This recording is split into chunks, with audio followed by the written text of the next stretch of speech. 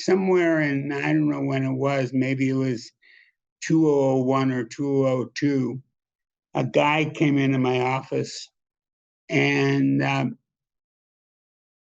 he explained that he was a pill manufacturer and that he manufactured pills pursuant to somebody else's formula. And he was just a commodity player, but that his specialty was a product called, or a chemical called guaiacifin. Guaiacifin is an expectorant. And, when you think about it, expectorants, Robitussin, stuff like that. And he explained to me that when the FDA was created in 1936, they had a problem, and the problem was, what do you do with grandfather drugs? And so they put a provision in the bill that said that, in effect, grandfather drugs did not have to be retested, but they were accepted just based on the fact they'd been around for 100 years or whatever. But that if you took a grandfathered formula and proved new efficacy, then the government would give you a monopoly on that effective use of that compound. And he explained to me that, the number one grandfather drug was aspirin, which made sense. And guaiacifin was number two. And what he wanted to do was he wanted to basically come up with a long-lasting version of guaiacifin.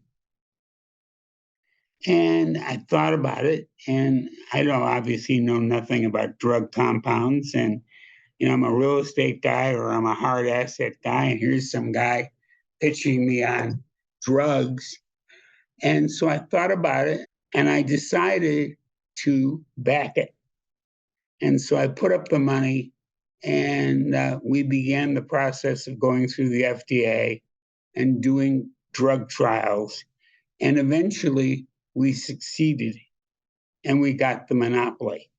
We then named the product Mucinex, which, as you know, is an enormously successful expectorant that we were able to. I couldn't believe how excited I was that we got approvals and we got a monopoly, and eventually took the company public, and then eventually sold the company. And it was, I don't know, a 10 or 20 bagger, I don't remember. But that was, one of the most unique, experiences I had as an investor. And when you asked the question, that's kind of the first thought that came to my mind. I thought you were going to say they'd let you name it. You're like, Sam, what should we call this? And you're like, I don't know, something about Mucinex. That's it. Now, I've always kept my ego out of everything I do. Easy to say, hard to do. But another example of what you're asking was that in 1983, we were interested in purchasing a distributor of real estate products. At that time, there were a number of companies out there that syndicated real estate to the investors through the brokerage firms. And so we decided that we needed to be in that business because we were a big consumer of capital.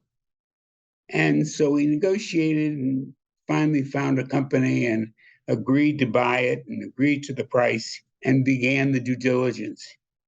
And the guy in my shop that was responsible for doing the due diligence went to work.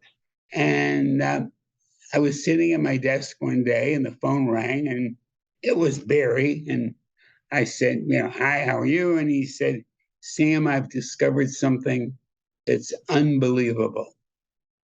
And I said, what's that? And he said, I'm down here in Florida. I'm doing the due diligence on the deal. And I've discovered these mobile home parks. I said, mobile home parks?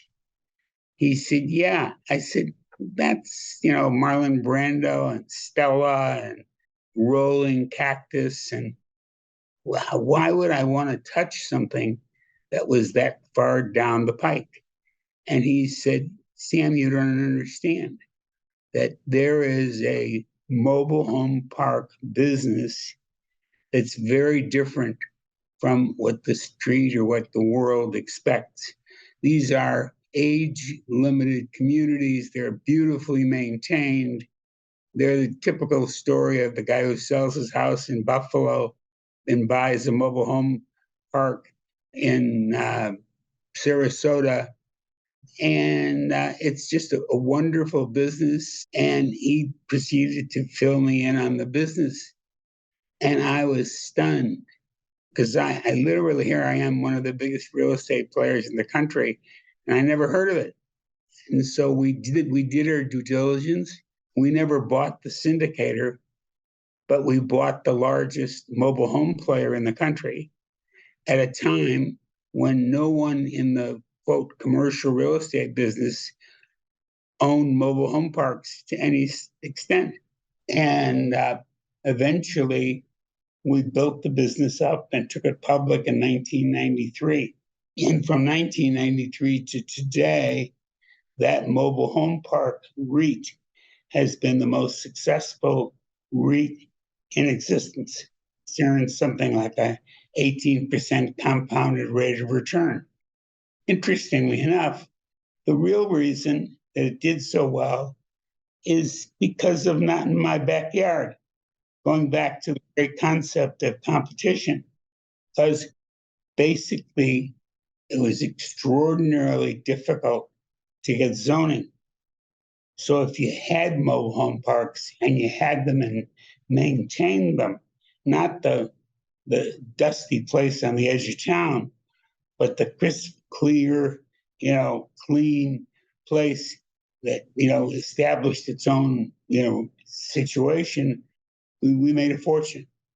So those are kind of two examples of kind of out of the park investments that, certainly weren't on my agenda.